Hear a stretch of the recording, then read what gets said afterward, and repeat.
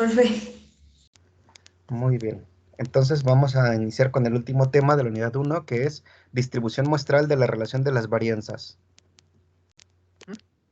Roberto, ahora sí, ¿me ayudas con la lectura de esta Sí, diapositiva, por favor?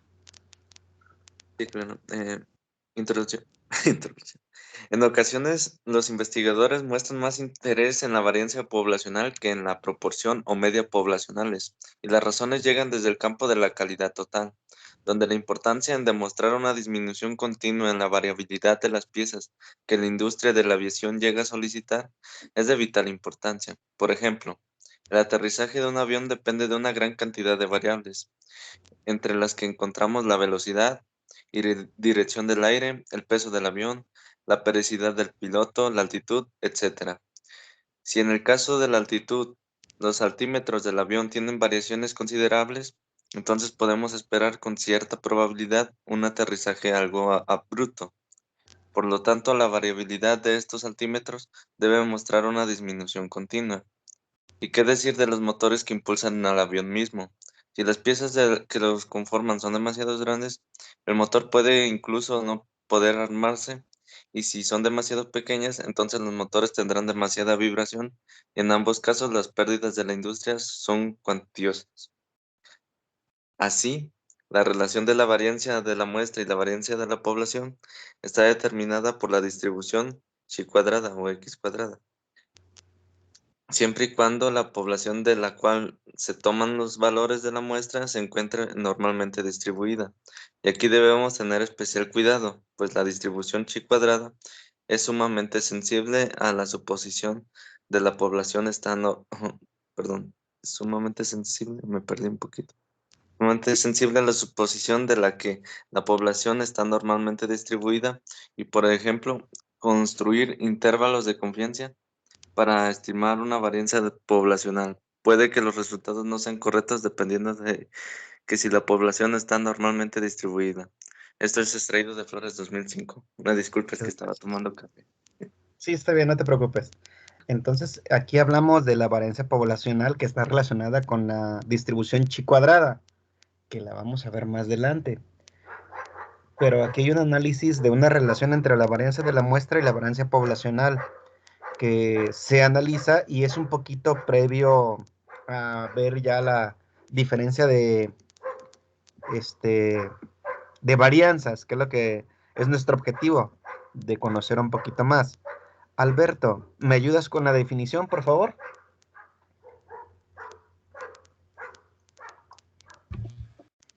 Sí. Definición. La distribución chi cuadrada es la razón que existe entre la varianza de la muestra S cuadrada multiplicada por los grados de libertad y la varianza de la población. Es decir, que chi cuadrada es igual a S cuadrado GL sobre sigma al cuadrado. El término grados de libertad se refiere al número de observaciones independientes para una fuente de variación menos el número de parámetros independientes estimado al calcular la variación. Muchas gracias, Manuel. Entonces, les digo, esto es un previo, nada más para ver que tanto la varianza de la muestra, que es definida como S cuadrada, como la varianza de la población, que es sigma cuadrada, tienen una relación y se le conoce como la chi cuadrada, que la vamos a ver. Ahora sí, vamos a conocer la distribución muestral de la relación de las varianzas. Para eso, Michelle, ¿me ayudas con la lectura de esta diapositiva, por favor? Claro. Anteriormente hemos visto cómo comparar dos poblaciones independientes se estudiaba la distribución muestral de la diferencia de las medias. En caso de las varianzas podría hacerse lo mismo y construir un estadístico de la diferencia de varianzas muestrales.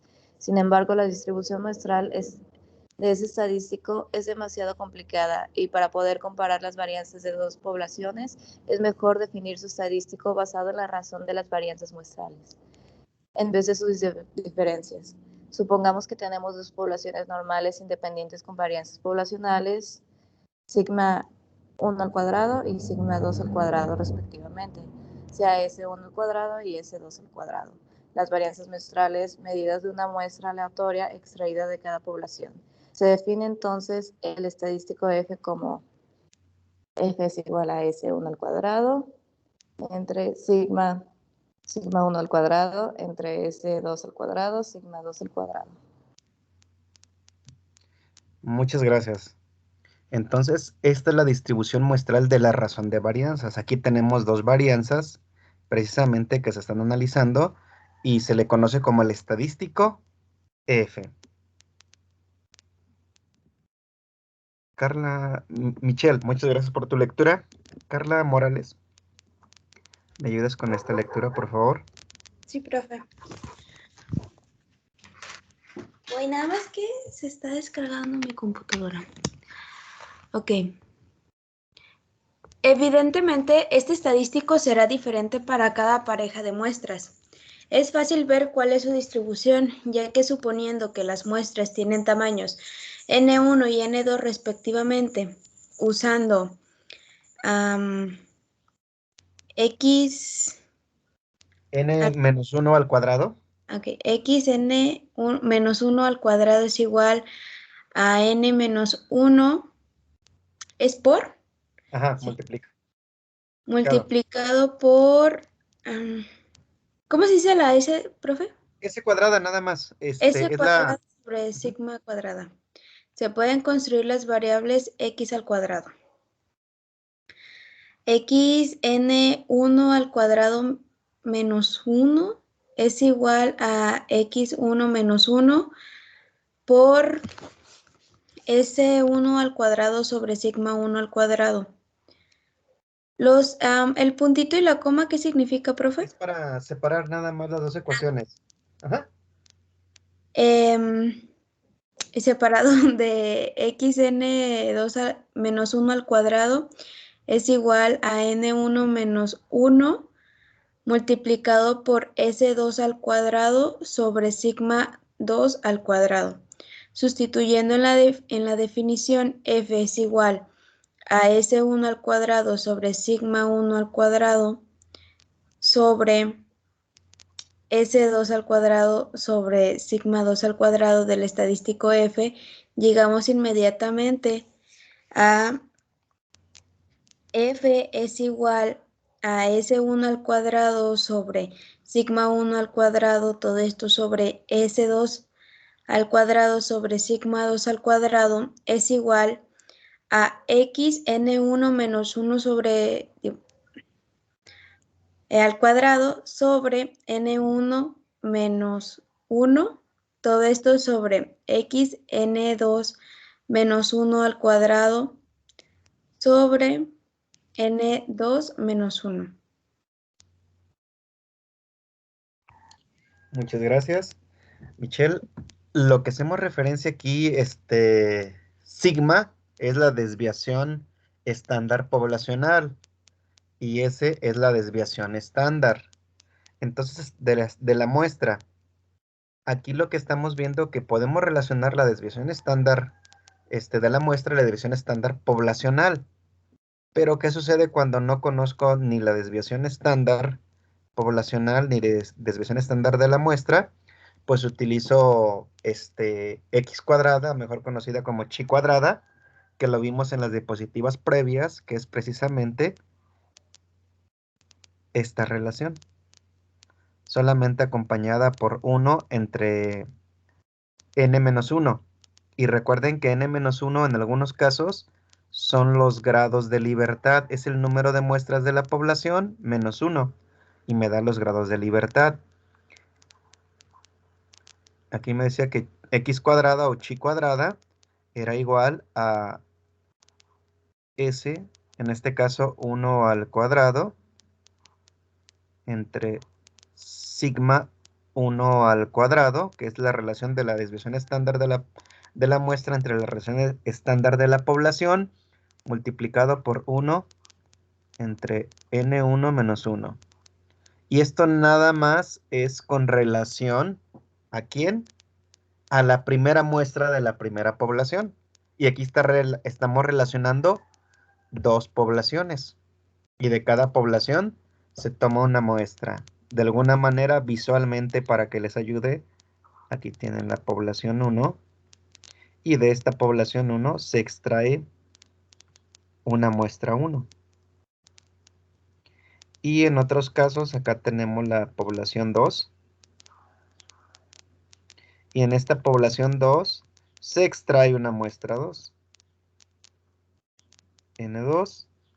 Y en el caso de acá arriba es N1. Y volvemos a lo mismo. En el caso de acá arriba, esta es la población 1. Y acá abajo sería la población 2. Y hacemos muestreos. ¿Qué significa? Que en algunos casos también yo puedo estar analizando una misma variable, pero de diferentes poblaciones, y ver cómo se comportan. Analicemos en un ejemplo anterior solamente la pintura, cómo duraba en un carro. Y analizamos a ver si es cierto que la información que nos daba el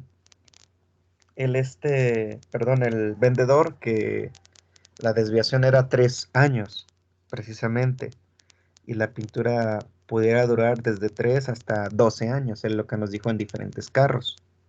Acá también podemos estar analizando la calidad, por ejemplo, de, ¿qué les parece? De una bota, de un mismo modelo de bota, pero elaborado en 2 empresas distintas, y en teoría debería ser el mismo material, pero en algunos casos ustedes quieren hacer una prueba y decir, quiero cambiar la suela de la bota porque este nuevo cliente me ofreció esta suela con esta calidad, pero el modelo y el diseño es el mismo. Entonces voy a analizar qué tanto dura la suela de la bota o qué tanto se puede procesar de manera fácil. La durabilidad, y ya hago un muestreo. Ambas poblaciones son botas, pero la única diferencia es de que una tiene un tipo de suela distinto al otro. Y de ahí extraigo mis muestras y las comparo. Muchas gracias, Carla, de nuevo por tu lectura. Juan Ramón, ¿me ayudas con esto, por favor? Y esto es la definición de una variable f de Fisher, con n-1 y n2-1 grados de libertad, pues se define f n1, n2 es igual a chi cuadrada Ajá. n1 menos 1 entre n1 menos 1. Chi cuadrada n2 menos 1 entre n2 menos 1. Es decir, si se extraen dos muestras aleatorias independientes de tamaño n1 y n2 de dos poblaciones normales con varianza sigma 1 cuadrada y sigma 2 cuadrada respectivamente, y si las varianzas muestrales para cada muestra están dadas por S1 cuadrada y S2 cuadrada, entonces el estadístico f definido en f igual a S1 cuadrada entre sigma 1 cuadrada entre S2 cuadrada y sigma 2 cuadrada tiene una distribución f con n1 menos 1 y n2 menos 1 grados de libertad. Este resultado sigue siendo válido aunque las poblaciones no sean normales, pero su distribución tenga forma de campana. Muy bien, muchas gracias, Braulio. Entonces estamos hablando precisamente, perdón, Juan Ramón, una disculpa, de la variable f de Fisher, que nos está relacionando las varianzas, precisamente. En este caso es una relación de varianzas. Veamos un pequeño ejemplo, pero en este ejemplo nada más está aplicado por lo pronto lo que es el concepto varianza. Para eso me ayuda con la lectura Juan Kevin, por favor.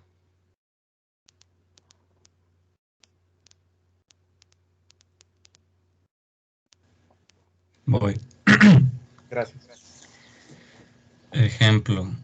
Suponga que una muestra de 7 pernos especiales utilizados en el ensamblado de computadoras portátiles arrojó los siguientes resultados: 2.10 milímetros, 2.0 milímetros, 1.90 milímetros, 1.97 milímetros, 1.98 milímetros, 2.01 milímetros, 2.05 milímetros. Si quisiéramos una estimación puntual de la varianza varianza de la población, sería suficiente con calcular la varianza de la muestra de la siguiente manera. Solución. X barra igual a 2.10 más 2.0 más 1.90 más 1.97 más 1.98 más 2.01 más 2.05 entre 7. 7. ¿También se lee eso de abajo? ¿O Es nomás es nada entre más 7 igual a 14, 0,1 entre 7? Que sería igual a sería igual a 2.00. 2.0014. Entonces X barra igual a 14. Exactamente, X barra, que es la desviación, perdón, que es la desviación, que es el muestreo, perdón, la media de las muestras, X barra, así lo conocemos. Y precisamente redondeándose, aquí no, una disculpa, no es 14, aquí es 2, ya redondeando, porque acuérdense que al resolver el problema nos dio 2.0014, entonces lo redondeamos a 2.00. Precisamente. Muchas gracias, Kevin, por la lectura. Entonces aquí lo que hicimos nada más fue precisamente calcular la media de las muestras, que es X barra, que es la que se utiliza pues para representar este dato. Ok, ahora vamos a calcular la varianza de los datos. Recuerden que tenemos N, tenemos XY, hay que calcular XY menos X, que significa... Aquí tendríamos que colocar lo siguiente, lo voy a poner en la parte de arriba, ahorita lo van a resolver en calculadora y me van a ir diciendo los datos. XY es 2.10 menos X barra, que es la media de la muestra, que sería 2.0. Por lo tanto, 2.10 menos 2 me va a dar como resultado 0.10. Y después, aquí este 0.10 lo elevo al cuadrado. ¿Y cuánto me da? 0.01.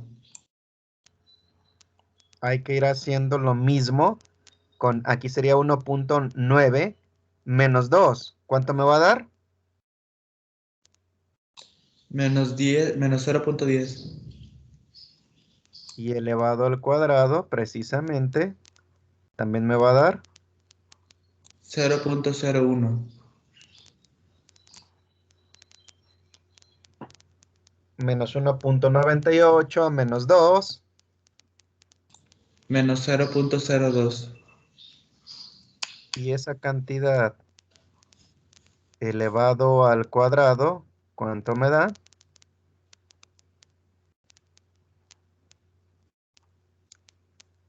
Sin temor a equivocarme, es 0.004, ¿verdad?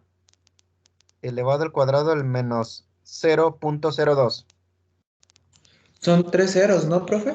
Porque dice que es 4 por 10 a la menos 0.4. A la menos 4. A la menos 4, ajá, son 3 ceros, ¿no? Sí. Si es a la menos 4 sería así. Sí, así es.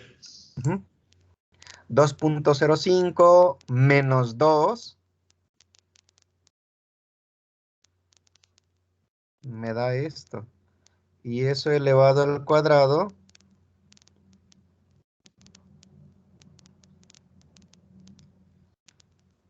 cero punto cero cero 25, ¿verdad? Sí. Muy bien. 2 menos 2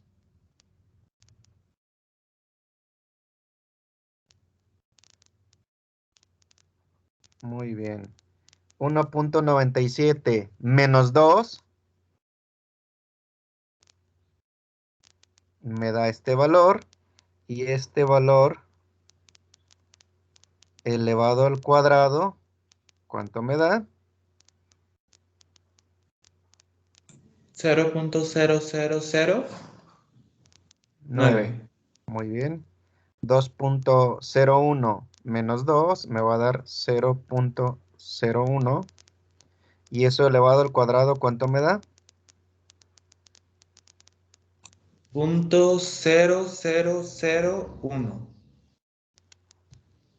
Muy bien. ¿Cuál es el siguiente paso? Sumar estos datos. Porque acuérdense que hablamos del concepto de sumatoria, que sería la sumatoria desde i igual a 1 hasta n de ¿quién? De xi menos la media, todo eso elevado al cuadrado. ¿Cuánto vale i? 1. ¿Cuánto vale n? 7. Entonces hay que sumar 1, 2, 3, 4, 5, 6, 7 datos. ¿Cuánto les da el total de la suma? De estos 7, 1, 2, 3, 4, 5, 0.0239. 0.0239. Esto es que tengo aquí, es este dato. Es esta sumatoria. Si fueran 15 datos, se utilizan los 15 datos y lo sumamos los 15 datos. Por eso ahorita lo desarrollamos de manera manual. Lo pueden desarrollar tranquilamente de manera manual y después corroborarlo en Excel. Y ahora sí, recordando la fórmula correspondiente a la varianza de una muestra, que es S cuadrada, sigma cuadrada es la varianza de la población, S cuadrada es la varianza de la muestra. Es 1 entre n menos 1 multiplicado por esta sumatoria. ¿Cuánto nos dio la sumatoria? 0.0239. 7 menos 1 me va a dar 6. Entonces, el resultado que ustedes obtuvieron de la sumatoria de 0.0239 entre 6, ¿cuánto les da?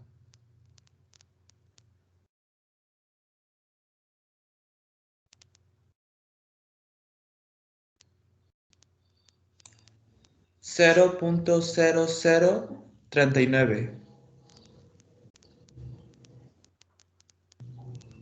Muy bien. Esa es la varianza de una muestra que estamos calculando precisamente.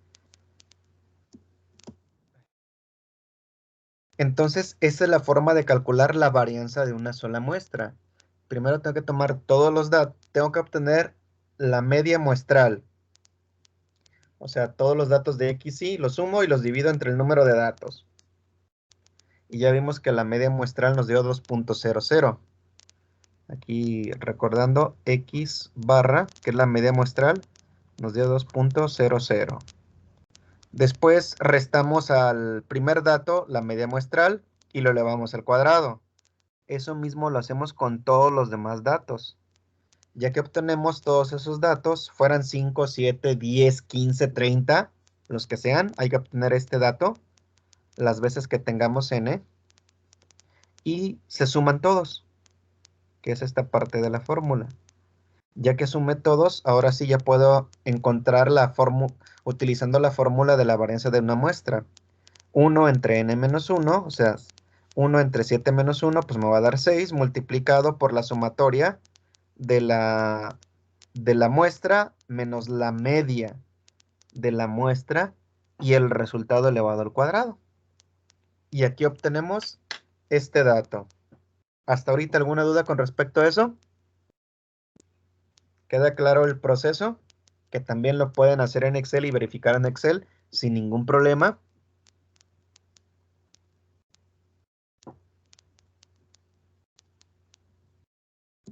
Muy bien.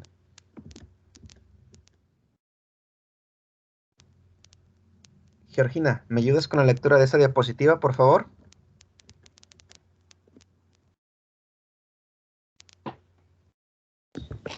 Sí. Es decir, la varianza de la muestra tiene un valor de 0.003981, pero si consideramos que el valor de la estimación puntual puede cambiar de una muestra a otra, entonces será mejor construir un intervalo de confianza, para lo cual debemos suponer que la población de los diámetros de los pernos está normalmente distribuida, y como vemos que n es igual a 7, entonces los grados de libertad serán igual a 7 menos 1 igual a 6. Si queremos que el intervalo sea del 90% de confianza, entonces el nivel de significancia de alfa será de 0.10, siendo esta la parte del área bajo la curva de la distribución chi cuadrada, que está fuera de la confianza.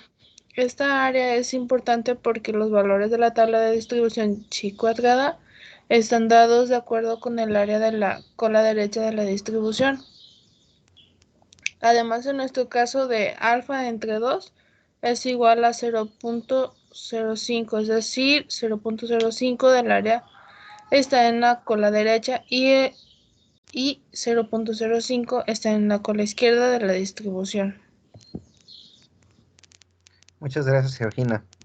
Entonces estamos diciendo que si yo quiero utilizar un intervalo de confianza del 90%, todo este segmento abarca mi 90% de intervalo de confianza. Pero aquí estamos diciendo que alfa es igual a 0.1 o 0.10, como lo dijo Gina correctamente, que eso me representa el 10% restante. Pero aquí estamos hablando que tenemos dos colas, por lo tanto, alfa entre 2 me va a dar el tamaño de cada cola, por eso es 0.05, o en porcentaje sería el 5%.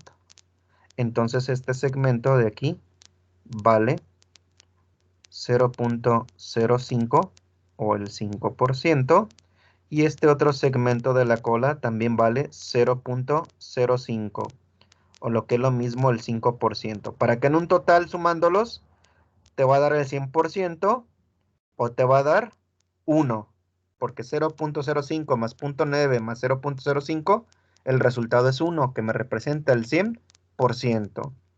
Y esto es lo que están construyendo con un intervalo de confianza del 90%.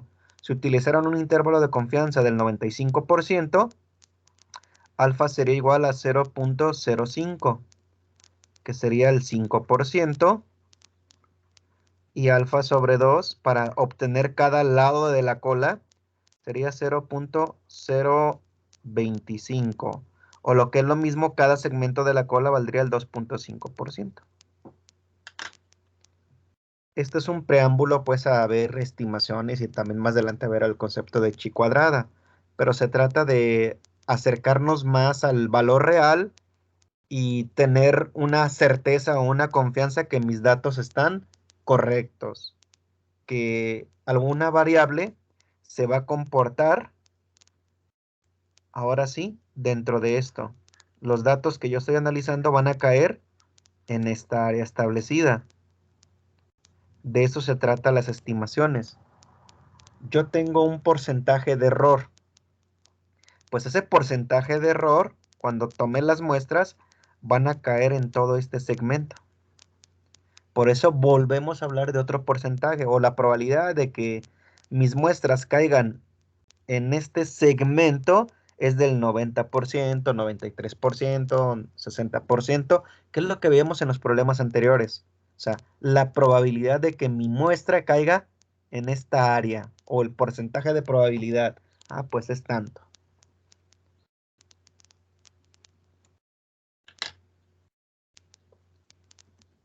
Muy bien. ¿Hasta ahorita alguna duda? ¿O todo más claro que el agua de la laguna? Ahí vamos, profe, paso a pasito. Así es, paso a paso, con confianza, ir tratando de entender los conceptos y poco a poco irlos aplicando. Sí. Donde De me esos, ocurre un tanto de problema es en las fórmulas, pero ujú, de ahí en más sí voy bien, profe. Todo claro. De para eso es todos el modos, ¿podría subir esas glosario, diapositivas, profe? ¿sí? Por favor, gracias. Y de todas formas no se les olviden, para eso es el glosario. Siempre que lleven cualquier materia, cualquier tema, desarrollen, aunque no se los pida el docente, desarrollen un glosario. Un glosario les va a dar la definición, les va a dar la fórmula iográfica y también les va a dar cómo ustedes lo comprenden. Eso les va a ayudar mucho. Por eso es bueno muchas veces una técnica de estudio es tener un glosario.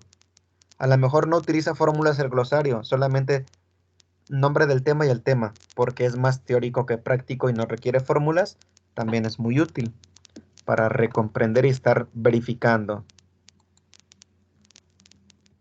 Sí, de hecho, eh, nos saturamos en hacer el glosario porque checamos varios libros y Ujú. vienen como aspectos muy distintos. Algunos usan una fórmula que, que cambia un poquito y nos confundía mucho. Es por la forma de llamar a las variables, porque la Sí, sí, nos probabilidad percatamos de P eso. gorrito y de repente eso es lo que confundía un poquito, de decir, pero ¿por qué P Ujú. gorrito si otro autor no me maneja P gorrito? Sí, y también nos basamos en sus diapositivas y luego en los libros y no, un caos con las fórmulas.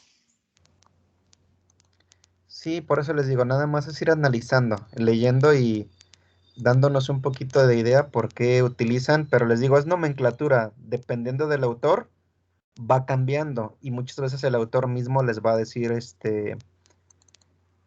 ¿cómo se llama? Les va a decir por qué utiliza esa palabra, esa letra o esto.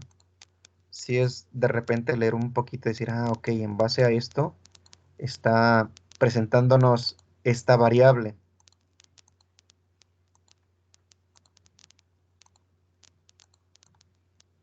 Muy bien, entonces vamos a dar paso un poquito a los primeros temas de la unidad número 2.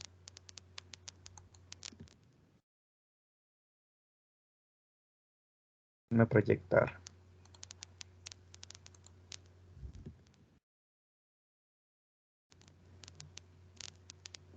Rápidamente, antes de empezar con la unidad número 2, recapitulando.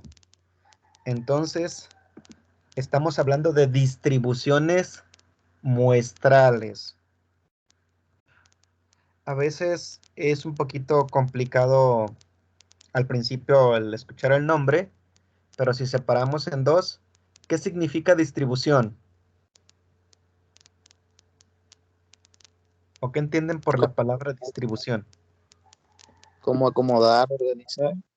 Muy bien. Y muestra,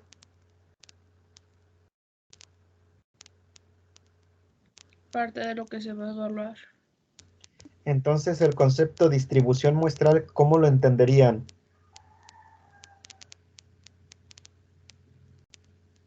¿Cómo vamos a organizar nuestros datos para evaluar? ¿O cuál es el Exactamente. resultado de esos?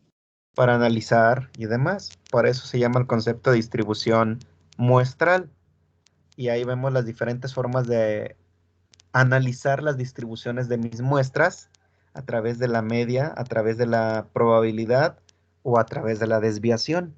Esos tres conceptos son los que estamos viendo y hay que analizar a ver cuál se cumple con las características que yo deseo para analizar. Cualquier de esos tres digo, ah, este me conviene más que este mismo. Muy bien. Ahora vamos a pasar a otro tema interesante en la unidad número 2, que es la estimación.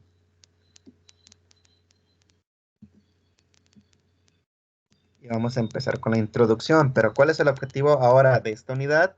Es de aplicar los fundamentos de la teoría de estimación en problemas que requieran el cálculo del tamaño de la muestra, para determinar los diferentes intervalos de confianza según la variable que se está analizando en procesos industriales y logísticos. ¿Qué significa?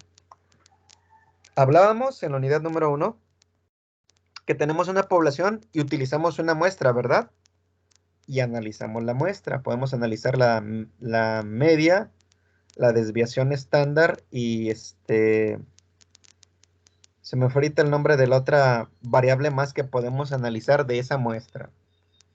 Pero ¿qué pasa o cómo yo puedo saber cuántas muestras tengo que tomar? Si mi población es de 100, puedo tomar 5 muestras, 20 muestras, 50 muestras. ¿Cuál sería la más adecuada? Si mi población es infinita, ¿cuánto es el tamaño de la muestra que debo tomar? ¿2000? ¿5000? ¿10,000? ¿50,000? Esto es lo que nos va a ayudar con respecto a la estimación para poder yo definir el tamaño de la muestra y adquirir el intervalo de confianza de esos datos para que me reflejen el comportamiento de toda la población, ya sea finita, muy grande o infinita. Recordemos que si la muestra es menor o igual a 30, utilizamos la distribución t-student, que es la que más se adecua, y si mi población es mayor o igual a 30, voy a tender a utilizar la distribución normal, o más bien los análisis me indican que es ese tipo de distribución. Y aún así, después vamos a ver otros tipos de distribuciones cuando ya no se ajusta a una distribución normal, que entre ellas es la chi cuadrada, que no siempre es una distribución normal o equilibrada hasta cierto punto. La primera pregunta: ¿qué serán las estimaciones o qué entenderán ustedes por estimación?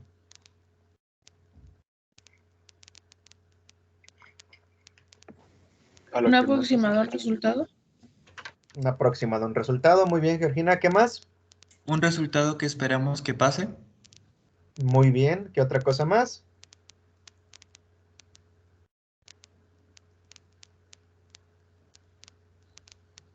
Son 2 puntos interesantes. Quizá cuando disiernes sobre algo. También estoy discerniendo, estoy separando, estoy analizando algo. Muy bien. Para eso, Fernanda Lisbeth, ¿me ayudas con la lectura de qué es la estimación? Sí. Nada más déjenme ajustar tantito la presentación porque ya vi que el globo está un poquito grande y ya había tapado parte de... Ahora sí. Introducción a las estimaciones. Todo el mundo hace estimaciones.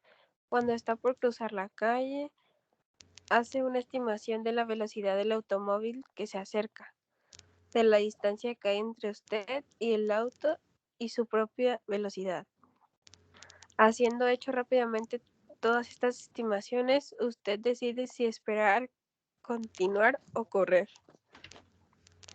Los administradores también deben hacer estimaciones rápidas. El resultado de estas estimaciones puede afectar sus organizaciones de manera tan seria como el resultado de su decisión de cruzar la calle. Los jefes de departamento de una universidad hacen estimaciones acerca de las inscripciones para el semestre siguiente de cada materia. Los directores de crédito estiman si un cliente pagará o no su débito. Los futuros compradores de casa hacen estimaciones concernientes al comportamiento de las tasas de interés de los préstamos hipotecarios.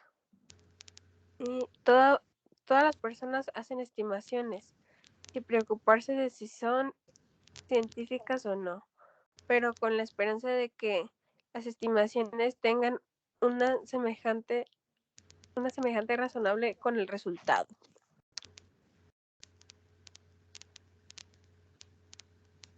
Entonces, ya entendemos ahora sí el concepto de qué estimar y para qué es importante estimar.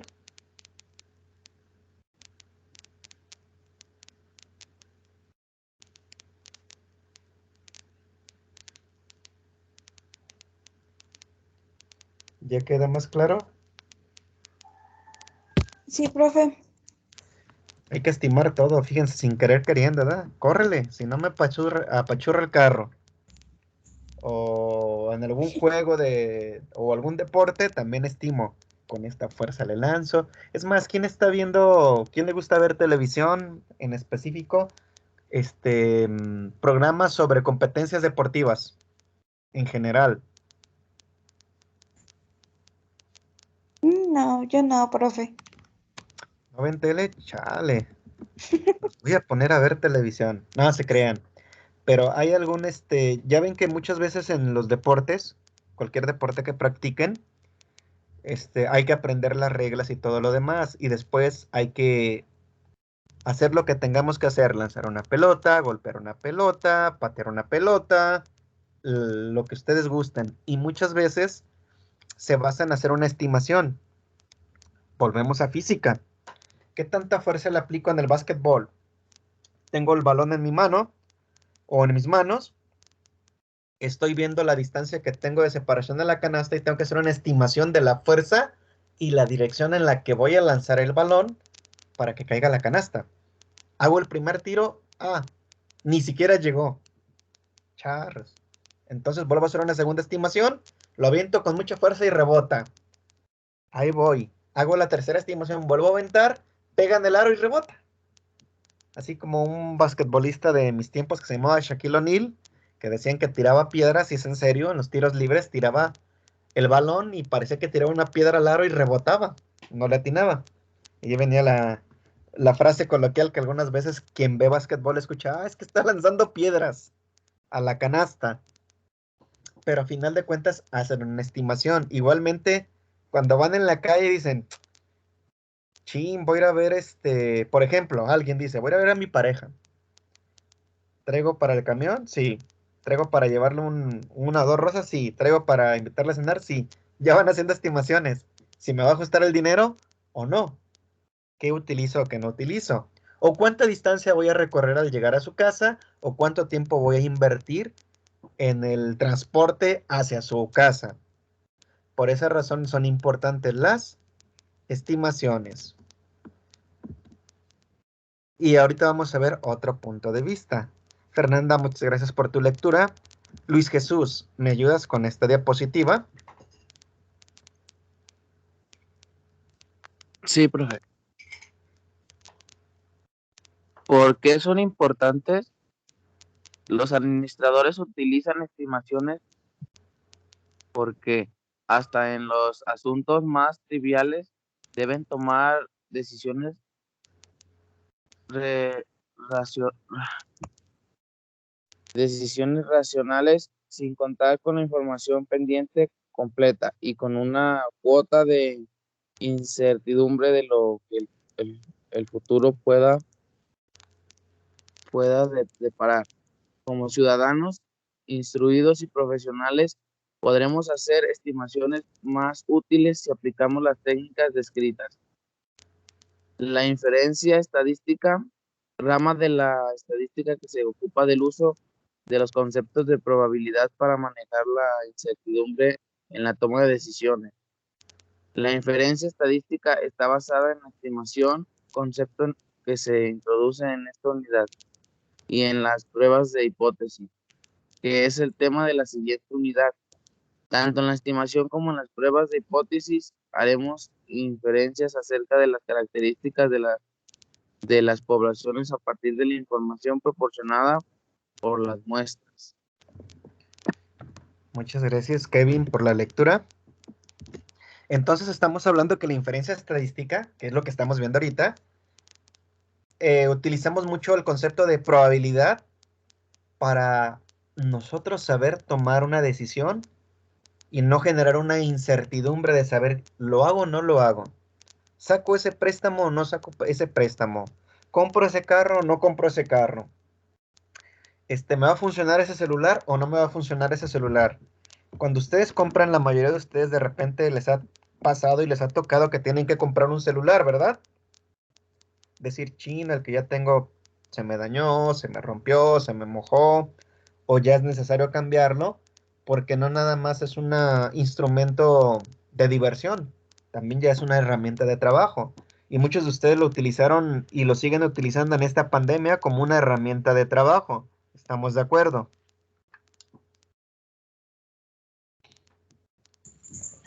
Sí, profe. Entonces, mi celular, pues tengo que analizar qué marca, qué modelo, qué memoria RAM tiene, qué memoria ROM tiene, qué procesador tiene, qué calidad de cámara tiene. Son factores que voy a analizar. Y tengo que tomar una población, a lo mejor refiriéndome a una marca en específico, y las muestras son los diferentes modelos de las marcas con ciertas características. Y a partir de ahí puedo obtener una información de toda esa población de esas celulares a través de las muestras que obtuve, precisamente.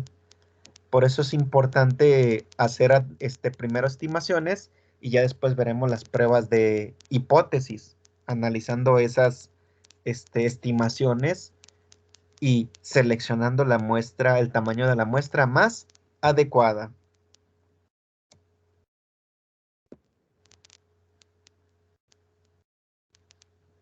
Muy bien.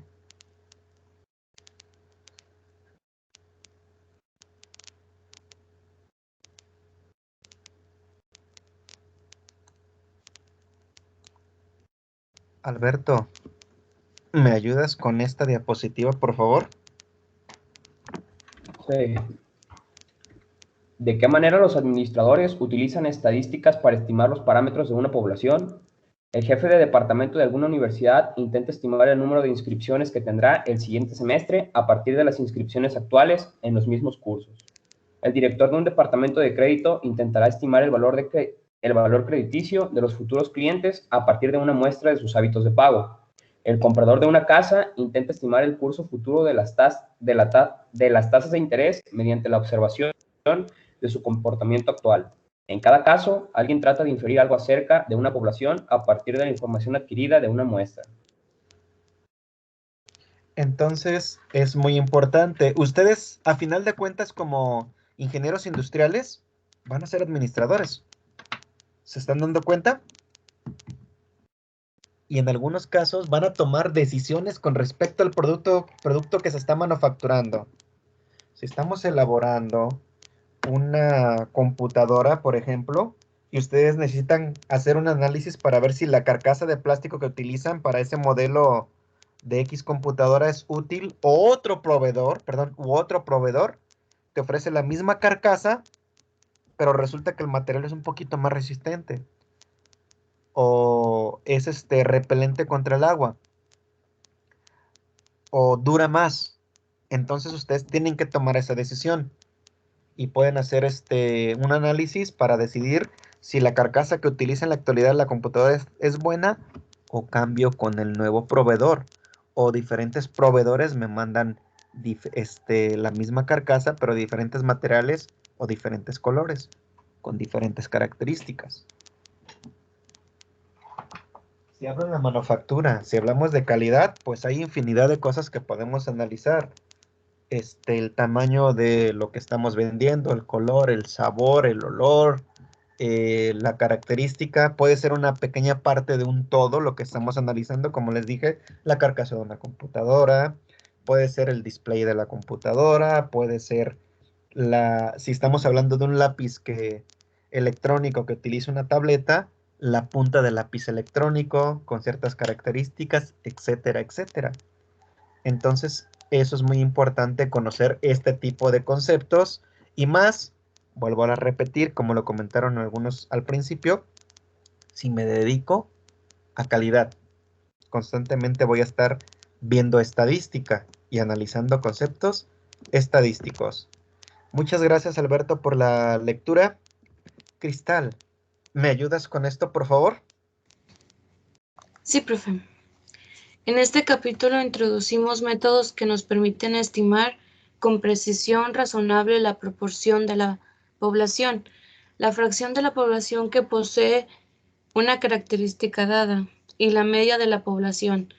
Calcular la proporción exacta o la media exacta sería una meta imposible, pero a pesar de ello, seremos capaces de hacer una estimación, establecer una afirmación respecto al error que tal vez acompañará a esta estimación y poner en marcha algunos controles para evitar dicho error en la medida de lo posible.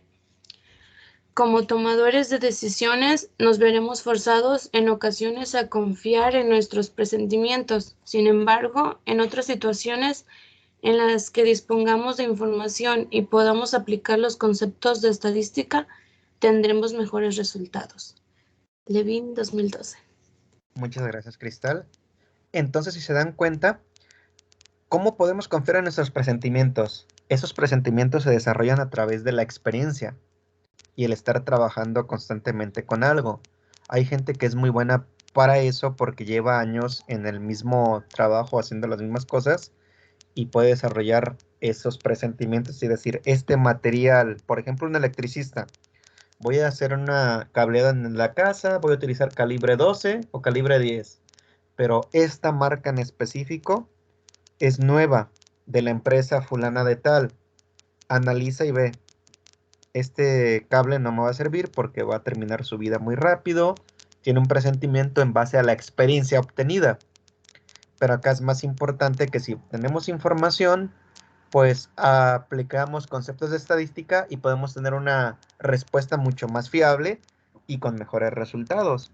A eso nos referimos cuando hablamos de los presentimientos. Muchas veces se basa en la experiencia propia que tienes, ya sea en el trabajo o en la vida diaria. Te ayuda a desarrollar mucho esos presentimientos. Eso es un poquito con respecto a la introducción. Cristal, de nuevo, muchas gracias. Vamos a ver las características de un estimador. Para eso vamos con Braulio. ¿Me podrías ayudar, por favor, con la lectura de la siguiente diapositiva, no de esta?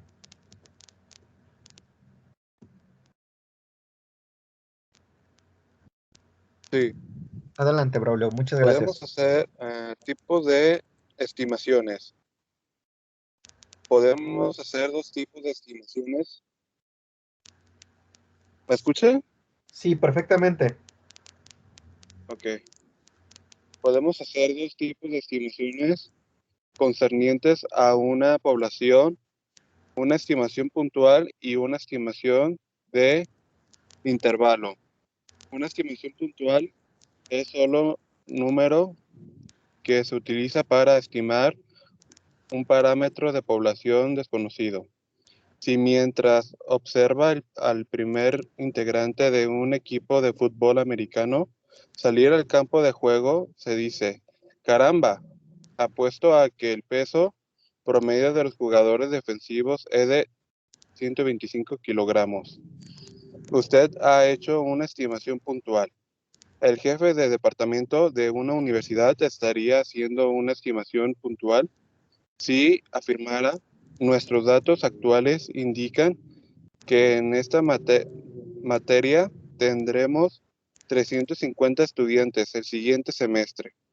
A menudo una estimación puntual es insuficiente debido a que solo tienen dos opciones. ¿Es correcta o está equivocada? Dicen solamente que la afirmación sobre la inscripción está equivocada, no sabe qué tanto está mal y no puede tener la certeza de que la estimación es confiable. Levin, 2012. Muchas gracias, Braulio. Entonces hablamos de una estimación puntual y una estimación de intervalo. La estimación puntual es un número nada más. Yo estimo, yo pienso, yo creo que que el lápiz que estoy comprando mide 25 centímetros y ahí baso mi estimación. Pero aquí es muy interesante este tipo de estimación. Aquí solamente o es correcta o es incorrecta. Y dices, ah, caray. En algunos casos sí me conviene utilizar una estimación puntual, porque yo espero algo de respuesta. ¿Dónde se les ocurre utilizar este concepto de estimación puntual? Porque estamos hablando, perdón, de poblaciones que pueden ser infinitas. ¿A qué me refiero con una población infinita? Ya lo hemos visto, número de bacterias, velocidad del aire, con qué velocidad se mueve el aire. No han llevado vectorial todavía, ¿verdad? Yo sí lo estoy cursando ahorita en verano. Verano, muy bien. ¿Llevaron todos álgebra lineal? Apenas lo vamos a cursar en tercero. Apenas vamos a cursarlo en tercera, así como dice mi compañera, profe. Ok, ¿por qué hago esto? Cuando estamos hablando de física aerodinámica, pues un aeroplano se mueve en el cielo, desde la Tierra hacia el cielo. Pero no estamos en 2 dimensiones, estamos en 3 dimensiones. ¿Qué significa esto? Que tenemos una variable X y Y que es de 2 dimensiones o es un plano, y 3 dimensiones ya agregamos la tercera variable Z que ya nos da volumen. Nosotros existimos en 3 dimensiones, en teoría. Y la cuarta dimensión que nos afecta literalmente es el tiempo. Pero aquí cuando hablamos de 3 dimensiones, estamos hablando de que una figura geométrica o nosotros tenemos un volumen. Cuando hablamos de campos vectoriales, me refiero a campos que están en 3 dimensiones. ¿Recuerdan rápidamente el concepto vector? ¿Qué es un vector?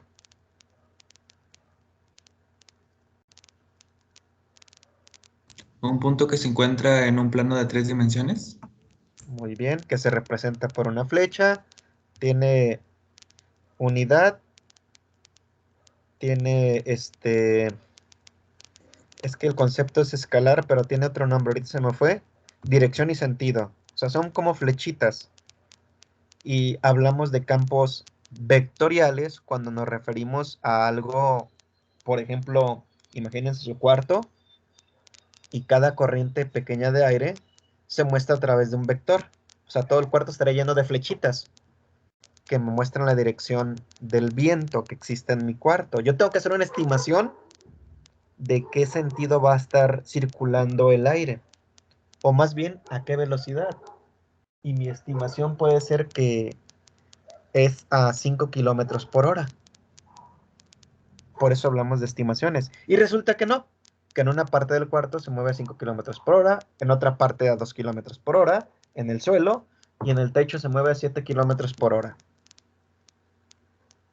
Entonces mi estimación de 5 kilómetros por hora no necesariamente es suficiente para cubrir todo el aire que se está moviendo en mi cuarto. Por eso metí un poquito de física. Hablamos de 3 dimensiones, hablamos de vectores, hablamos de un campo vectorial, que es como una cajita donde están un montón de flechitas que me representan algo. Usualmente se utiliza más en la dinámica el campo vectorial para representar una cantidad física con unas características determinadas. Y yo estoy intentando estimar que en el cuarto se mueve a cierta velocidad el aire, que es un montón de flechitas en movimiento. Y como lo damos cuenta, si yo estimo que la velocidad es 5 kilómetros por hora, puede estar bien o puede estar mal, una de dos. Y a lo mejor es cierto, está mal porque el aire no se mueve a 5 kilómetros por hora. En diferentes partes del cuarto se mueve a diferentes velocidades.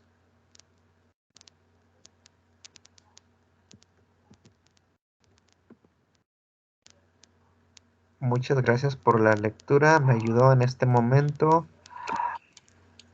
Alberto, ¿verdad? No, Maestro, Braulio, profe. buen día, Buenos días, Lua. maestro. Mándeme. Aprovecho el momento para, si me permite, dar una información para usted y para sus estudiantes. Claro que sí, adelante. Bueno, yo creo que ya han estado viendo algunos mensajes en la plataforma Moodle. La idea de comentarles es que habría que hacer un respaldo, maestro, de toda la información, ya que jueves y viernes se va a dar mantenimiento. ¿Sí? Sí. Se va a dar mantenimiento a la plataforma y la maestra Isabel nos indica que jueves y viernes pues no subamos trabajos o no la utilicemos. Entonces, la recomendación es que le demos un respaldo, le hagamos un respaldo a la plataforma y para poder continuar a partir del lunes. Muy bien. Entonces, si tiene trabajo, si ha subido, lo ideal es que haga el respaldo, maestro. Claro que sí. ¿Sí? Ándale pues, pues muchas gracias, maestro. Buen No, día. de nada. Hasta luego. Igualmente. Hasta luego, Lua. Que estés bien.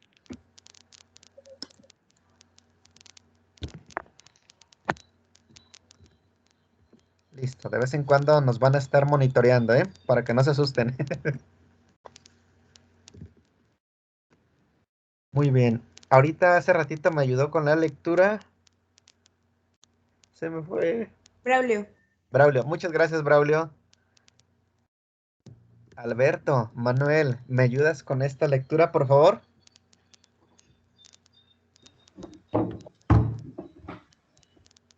Haciendo Si se entera remembranza. de que solo está errada por 10 estudiantes, podría aceptar a 350 estudiantes como una buena estimación de la inscripción futura. Pero si está equivocada en 90 estudiantes, la rechazaría como estimación de la inscripción futura. Entonces, una estimación puntual es mucho más útil si viene acompañada por una estimación del error que podría ser implicado. Una estimación de intervalo es un conjunto de valores que se utilizan para estimar un parámetro de la población. Una estimación de este tipo indica el error de dos maneras: por la extensión del intervalo y por la probabilidad de que el verdadero parámetro poblacional se encuentre dentro del intervalo. En este caso, el jefe de departamento diría algo como lo siguiente: estimo que la inscripción real de este curso para el próximo semestre estará entre 330 y 380. Y es muy probable que la inscripción exacta caiga dentro de este intervalo. Con esto, tiene una mejor idea de la confiabilidad de su estimación. Si el curso se imparte en grupos de 100 estudiantes cada uno y si, tentativamente, se han programado 5 cursos, entonces, de acuerdo con la estimación, puede cancelar uno de los grupos y abrir uno optativo. Entonces, ¿se dan cuenta la importancia, pues, de poder estimar? Ahí está el detalle. Es interesante saber qué estimación puedo utilizar. Si no está tan errada, pues de alguna manera es aceptable. El problema es de que mi estimación esté muy errada, entonces no.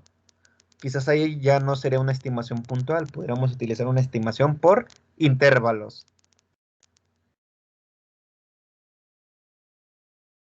Alberto, muchísimas gracias por tu lectura.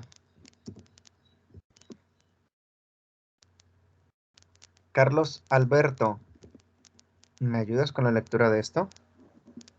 Claro que sí.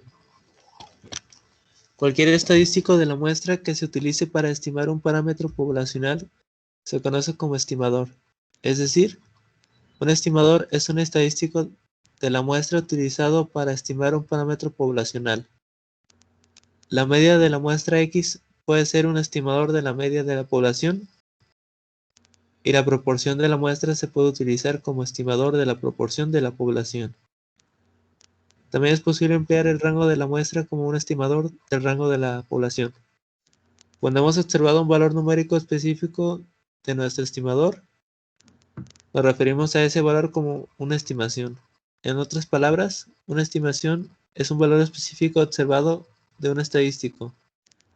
Hacemos una estimación si tomamos una muestra y calculamos el valor que toma nuestro estimador en esa muestra. Supongo que calculamos la lectura media de un odómetro, kilometraje. A partir de una muestra de taxis en servicio y encontramos que es 156.000 kilómetros. Si utilizamos ese valor específico para estimar kilometraje de la flotilla de taxis completa, el valor obtenido de 156.000 kilómetros sería una estimación. En la tabla siguiente ilustramos los parámetros de interés de una población. Las estadísticas de la muestra se usan para estimar los resultados de la estimación, entre paréntesis cálculo, de cada uno. Levin 2012. Muchas gracias, Carlos Alberto, por tu lectura. Entonces, pues tenemos que analizar el rango de la población. Y en base al rango de la población que tenemos, vamos a utilizar un valor específico observado en esa población, por eso es de un estadístico. Y hacemos una estimación. Ahí hacemos el ejemplo o el análisis de la lectura de un odómetro que se encarga de calcular el kilometraje de un servicio de taxis y lo establecieron en 156,000, kilómetros.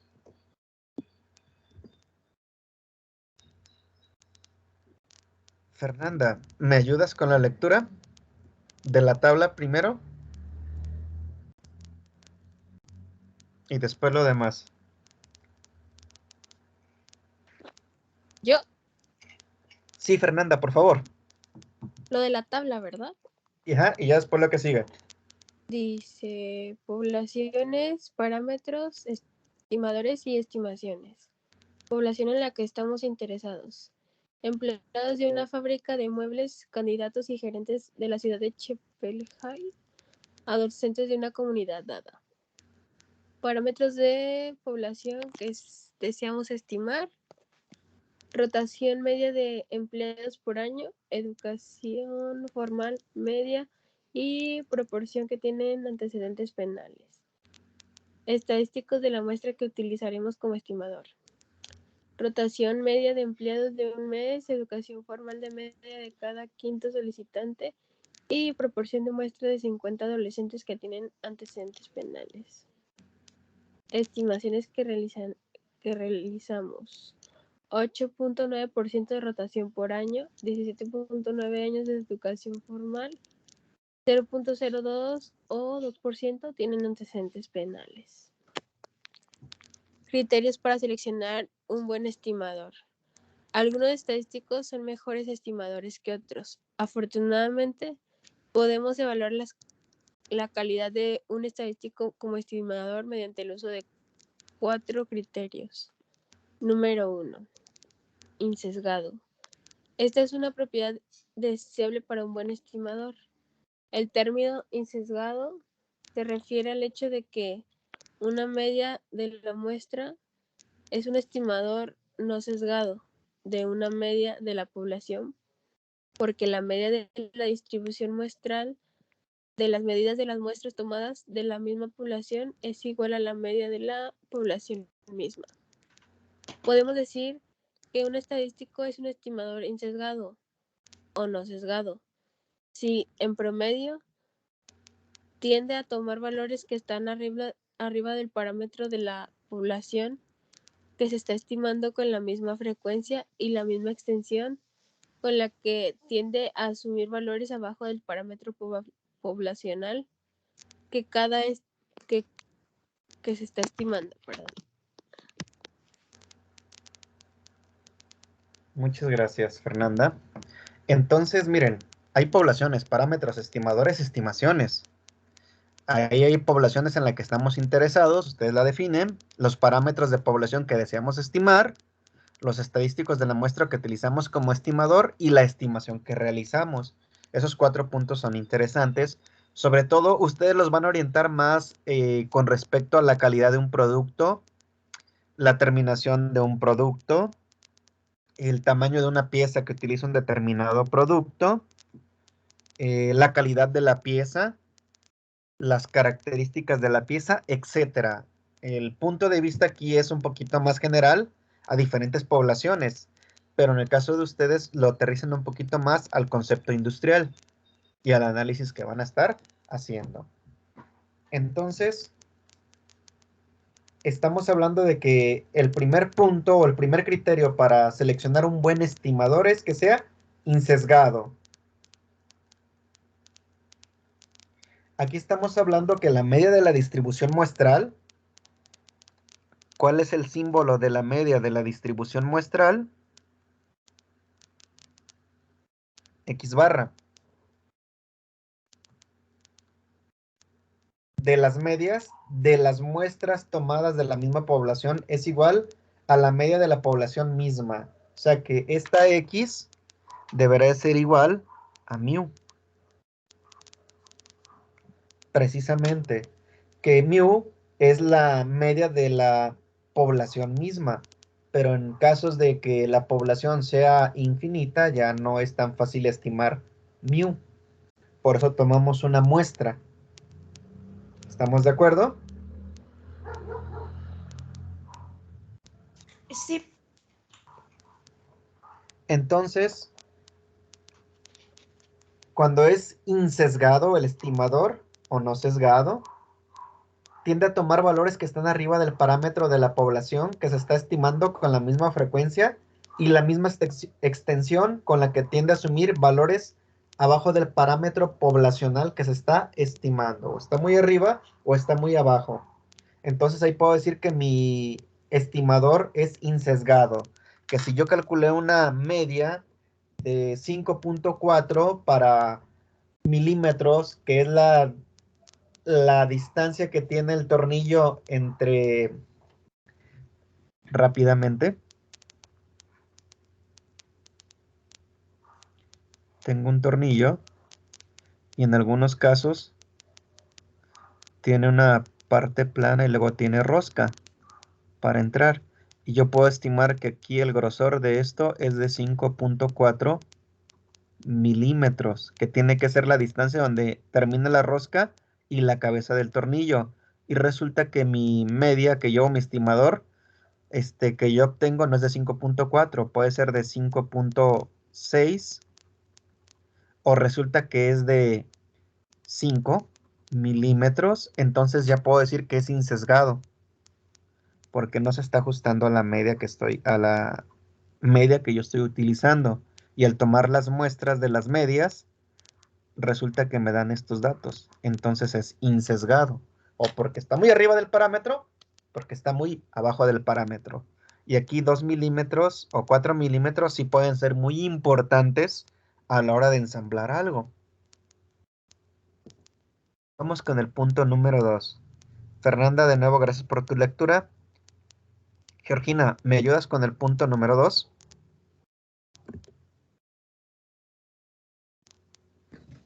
Sí. 2. Eficiencia. Otra propiedad deseable de un buen estimador es que sea eficiente. La eficiencia se refiere al tamaño del error estándar del estadístico. Si comparamos dos estadísticos de una muestra del mismo tamaño y tratamos de decidir cuál de ellas es un estimador más eficiente, escogeríamos la estadística que tuviera menor error estándar o la menor desviación estándar de la distribución muestral. Suponga que escogemos una muestra de un tamaño determinado y debemos decidir si utilizamos la media de la muestra o la mediana de la muestra para estimar la media de la población. Si calculamos el error estándar de la media de la muestra y encontramos que es 1.05 y luego calculamos el error estándar de la media de la muestra y tenemos que este es 1.6, diríamos que la media de la muestra es un estimador más eficiente de la media poblacional, ya que su error estándar es menor. Tiene sentido pensar que un estimador con un error estándar menor o con menos variación tendrá mayor oportunidad de producir una estimación más cercana al parámetro poblacional que está considerando. Muchas gracias, Georgina. Entonces, el estimador, aparte el punto número uno, que debe de ser insesgado, también tiene que ser eficiente. ¿Cómo observamos que es eficiente? Dependiendo si utilizamos la media o la mediana de la muestra para estimar la media de la población. Y de ahí vamos a ver qué error estándar de la muestra de la mediana y de la muestra tiene. Entre menor sea el error, mayor es la eficiencia que tiene. ¿Qué es lo que significa? Que estamos volviendo otra vez a calcular datos o parámetros estadísticos para comprobar y obtener el error estándar. Si el error estándar es menor, la eficiencia es mayor. Vamos con el punto número 3. Juan Kevin, ¿me ayudas con el punto número 3, por favor?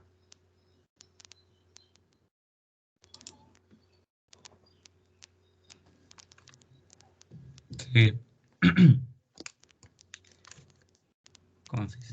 Consistencia. Un estadístico es un estimador consistente de un parámetro de población si al aumentar el tamaño de la muestra se tiene casi la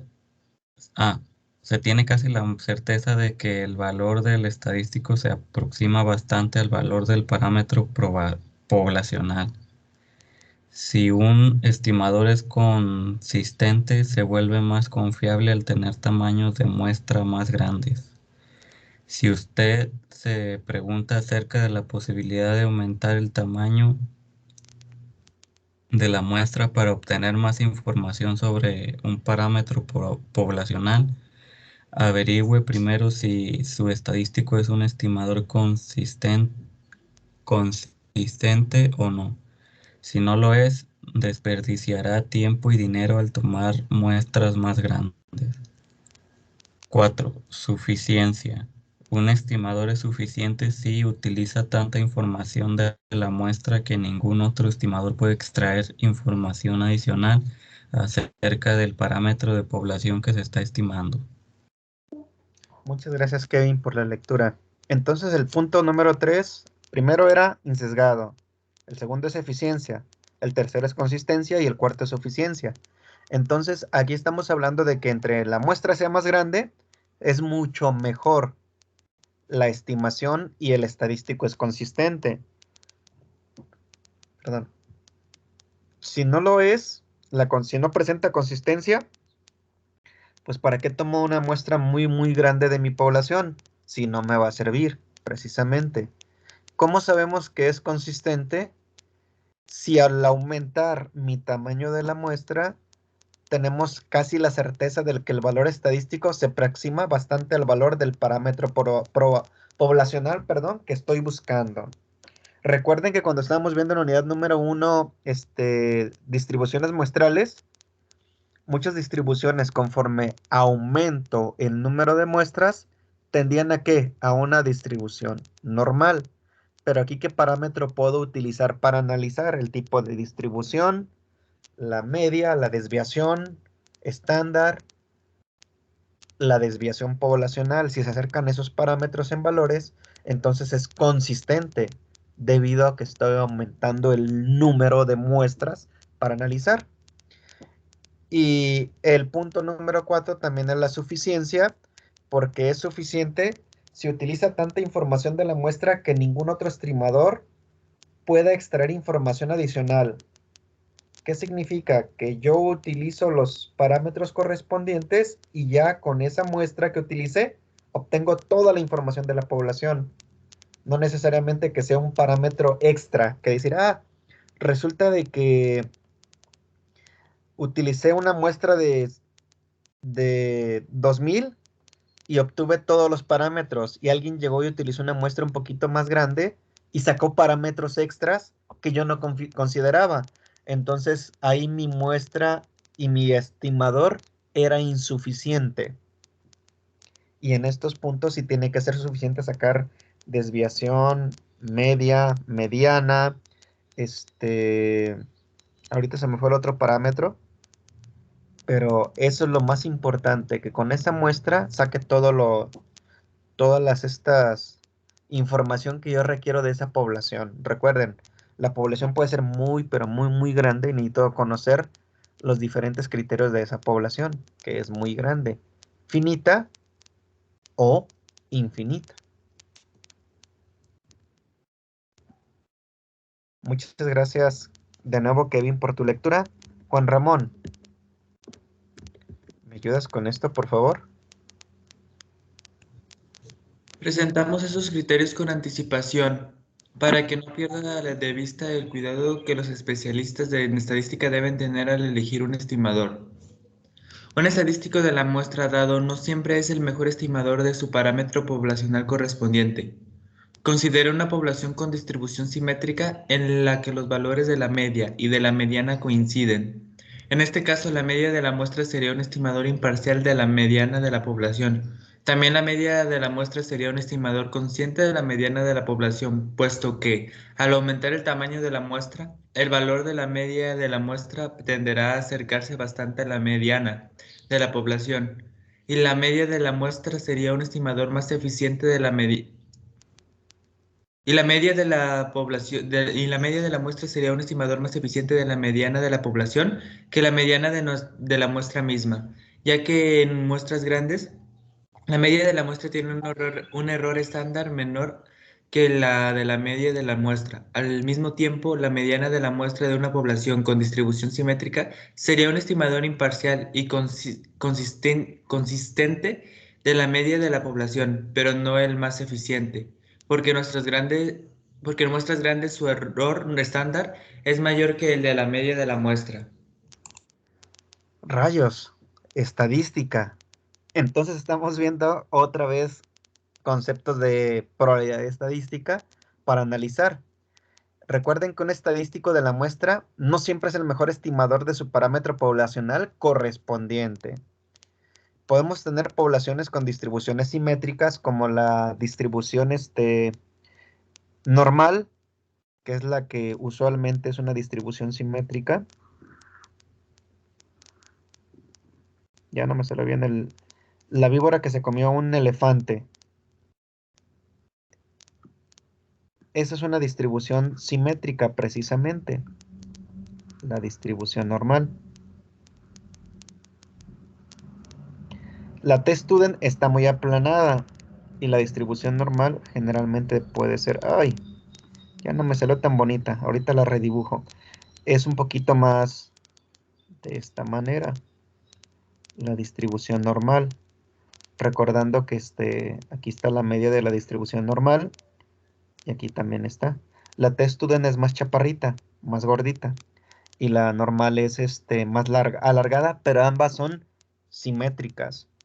Y hay distribuciones que necesariamente pueden estar sesgadas de esta manera, hacia mi izquierda o hacia mi derecha. Y estas distribuciones ya no son simétricas precisamente con respecto a un dato poblacional. Y también se utilizan precisamente, que las vamos a ver en algún momento, como la chi cuadrada, que no necesariamente es una distribución simétrica. Aquí se recomienda en las simétricas que la media sea el estimador imparcial, que es lo que estábamos viendo al principio, las medias de las muestras ya tomadas, no las medias de la población. Usualmente se puede sacar la media de la población en una población finita. En una población infinita obtenemos o ya utilizamos la media muestral. Mi población finita es de 500 objetos a analizar. Puedo sumar y dividir entre 500 y obtengo mu. Pero si en este caso mi población es infinita, puedo utilizar la media de la muestra para analizar, que es X barra. Precisamente. Hay un estimador consistente de la media, cuando el valor de la media de la muestra tiende a acercarse bastante a la mediana de la población.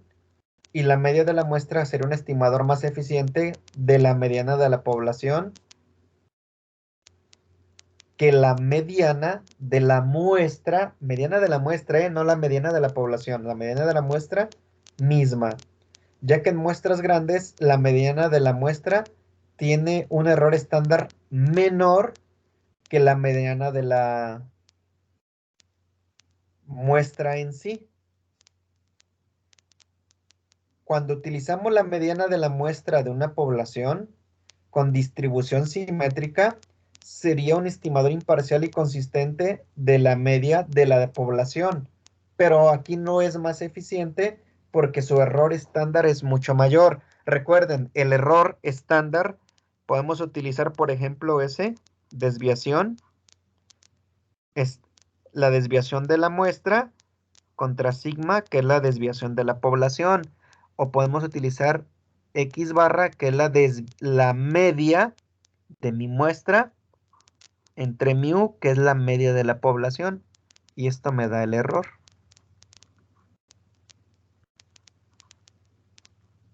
Aquí es error de la desviación estándar. Y aquí es el error de la media. Y en algunos casos, si yo utilizo la media, la mediana de la muestra y obtengo su error contra el respecto a la mediana de la población, ahí es más grande el error y por lo tanto no sería este estimador eficiente. Por eso también tengo que tener cuidado con esos datos al estarlos analizando.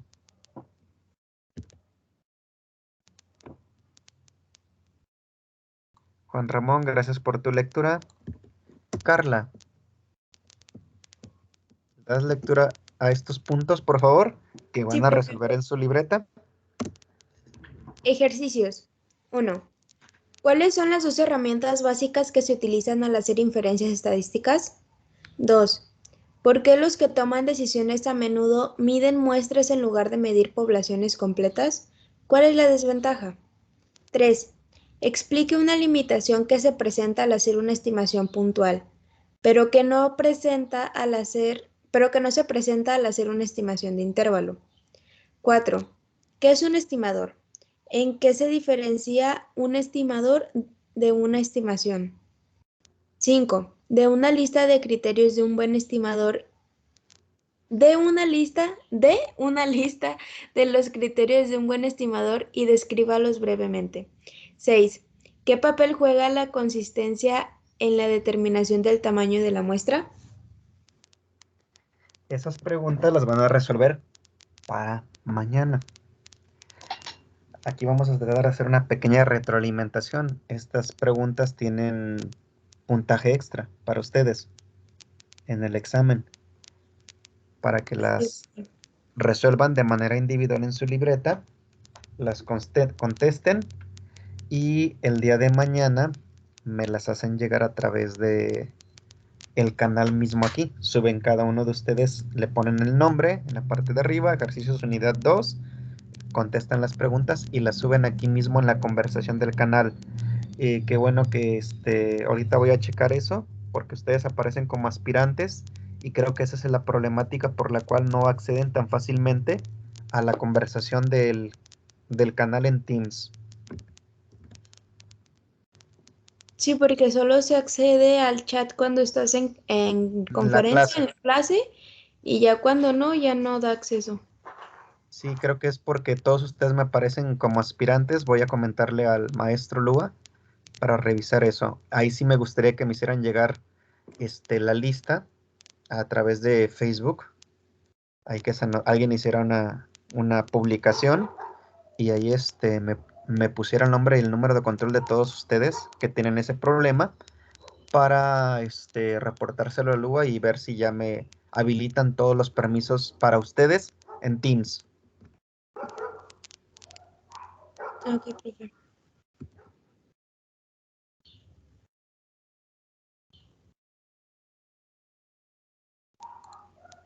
Nada más adjuntar el nombre y el número de control. Nombre y número de control, por favor.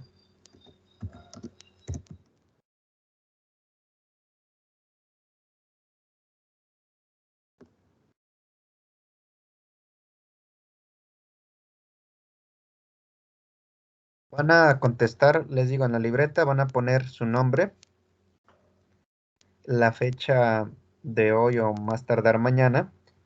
Van a poner los ejercicios, van a poner pregunta y respuesta, van a contestar. Y la foto me la van a adjuntar en el grupo de Facebook en la publicación que estoy haciendo en este momento. Ahí van a adjuntar la respuesta, porque la plataforma ya me acordé que va a estar fuera de servicio. Y aquí voy a certificar quién me respondió. Va a haber un tiempo límite. Y en el momento que ya se concluya el tiempo límite, voy a impedir la publicación de respuestas y solamente voy a tomar en cuenta los que me dejen la respuesta. ¿Y cuál es ese límite, profe? Ah, Hasta ya. a las 10:30. Ya vi, sí. El 1 de julio. que es mañana 1 de julio. Profe, Hasta- colocó 1 de julio de 2012. Ah, me enamoré de ese año, que fue cuando entré a trabajar. Y es 2021. Sí. Listo. Corregido. Entonces tienen hasta mañana a las 10:30 para que lo contesten de manera individual en su libreta, les digo, con su puño y letra. De principio el nombre para saber quién me lo está enviando, porque lo van a publicar y de todas formas por cualquier cosa ya yo guardo las fotografías.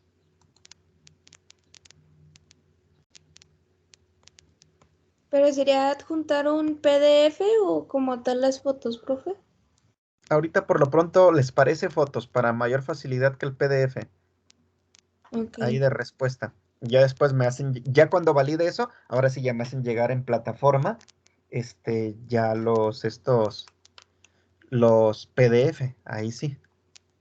Profe, ¿se lo vamos a enviar por Messenger o ahí se lo vamos a No, poner? ahí lo van a publicar. Comentarios. Exactamente, como comentario. Publicas tu respuesta, 2, 3 fotos, ya se va a saber, les pido que pongan nombre completo porque no todos en Facebook tienen el nombre completo para saber quién está subiendo la tarea. Y ya cuando llegue el tiempo límite, ya voy a bloquear los comentarios y ya no van a poder contestar a esa conversación. Y ahí me voy a dar cuenta quién lo subió y quién no. Ok, profe. Ok. Vientos. Y relacionado a los otros ejercicios, sí, esos sí son equipo, ¿verdad? Sí, esos son en equipo.